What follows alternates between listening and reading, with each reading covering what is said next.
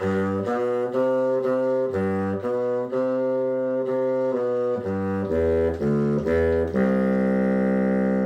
everybody, and welcome to the Samwise Yaboinski Story Pod. My name is Chris Holton Jablonski, and I am so excited to be joined with two of my wonderful teammates, Nate Sellers, Sam Foster.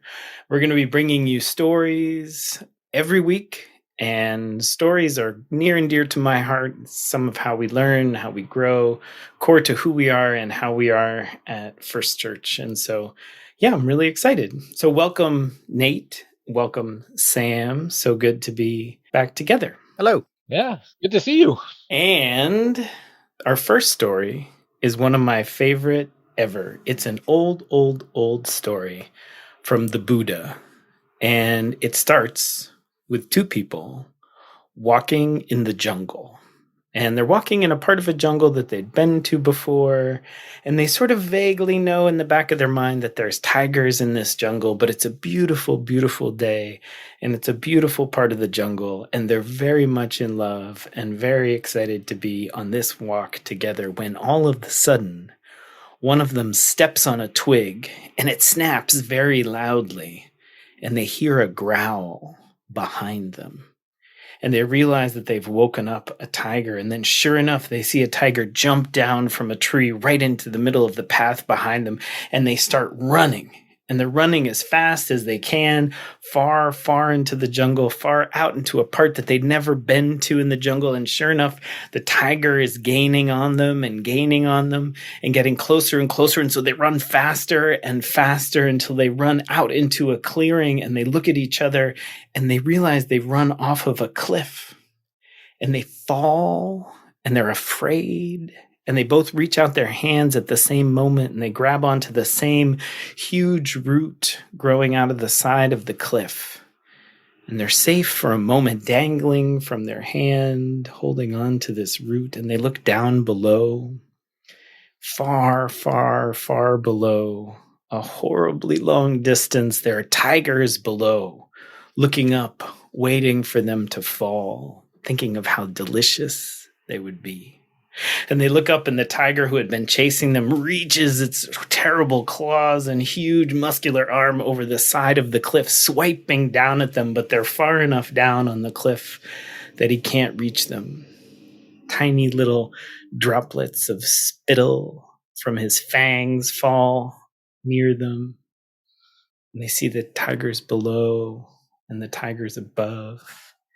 And at just the same moment, they both see that right where the root is growing out of the cliff, there are two ripe, beautiful, perfect, delicious strawberries growing.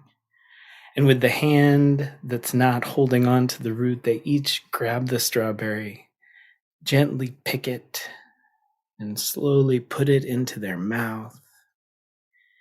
And they taste.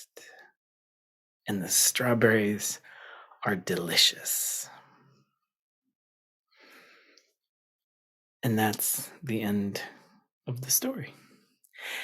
And the reason I love that story, especially now, in this moment that we're facing and sharing as a human family, is that there's always some kind of tigers, always some kind of calamity, always something to be fearful of. But if we can pay attention to these moments of beauty, these moments of connection, these moments of joy, we can build our life on a foundation of strawberries.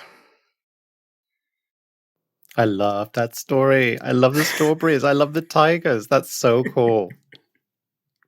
Yeah, for me, that story just reminds me that I can't really control a lot of the situations that like negatively affect me and the ones that I love.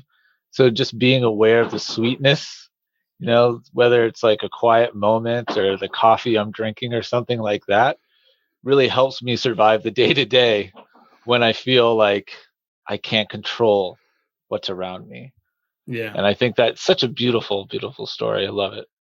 Yeah. And I've found, especially now, with the pandemic and just all of the stressors of life we had before the pandemic, it's hard to imagine being all the way better, hard to imagine being all the way on the other end of all of this. But I found like tiny moments, like playing a game with my kids, or a particularly delicious concoction we've made with my kids. Any kind of tiny moment within it, can really genuinely make just a world of difference. And that we can find those no matter what is going on. So yeah. And I love that it's thousands of years old. I mean, it's just such an old story. It's just such wow, really? Is it that old? I didn't know. Yeah, it's literally a story of the Buddha. It's in the Dhammapada. It's like a very, very, very old story. And so it's one of the cool things I think about church and about the stories that we're going to share on the pod is that, some of these stories have just been around forever, and they still resonate, and they still teach us, and they still help us. And so we'll share stories that Nate and I have both made up. And then we'll also share some of these kind of core stories that have been around for a really long time. So yeah. Well, wonderful. So the other thing we're going to do in the story pod is have questions from you all. So please do send in your questions, minister@uubelmont.org. Or you can also call or text or whatever, but definitely email in some questions. And so we have a first round of questions from some children near and dear to my heart, my own children.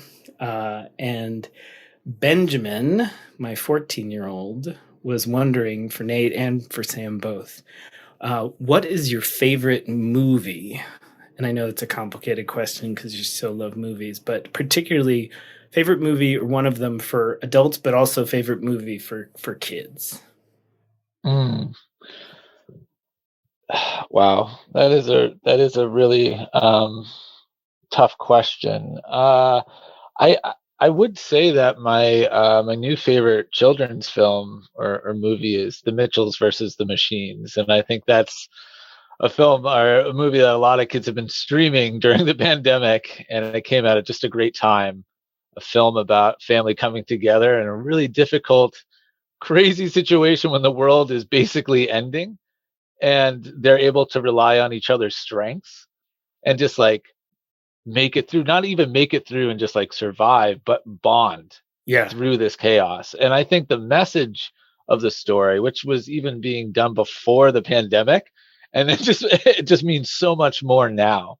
And I think it's just has an amazing cast of characters and voice actors, and the visuals are incredible. And it made me laugh so hard I had an asthma attack like at one point. And I don't want to ruin the moment, but it's small and it's slight, and I think it was ad-libbed, or it was just improvised, and they just put it in there because it's just so perfect and random. But there's a lot of those moments in the movie, so I really love The Mitchells versus the Machines. It's a great movie, and I also really loved it. And particularly will underline what you said about the visual style of it. I thought was really creative and super fun and engaging and really intense. So that's a great one. How about you, Sam? Do you have a favorite? Yeah, my favorite kids movie is The Muppets Christmas Carol. Yes, it's so good. I love it. I watch it every Christmas. And you know what? I'm trying to choose what my favorite grown-ups movie is. It may be The Lord of the Rings. Ooh, I love The Lord of the Rings. I have a deep spiritual kinship with Samwise Gamgee. Which is why the Samwise Jablonski name came about. But then I also love Jurassic Park. I love Jurassic Park. Yes. I saw that when I was a kid, and I've loved it ever since. I saw Jurassic Park at the drive-in when it was raining, and so at like age 8, and so that scene with the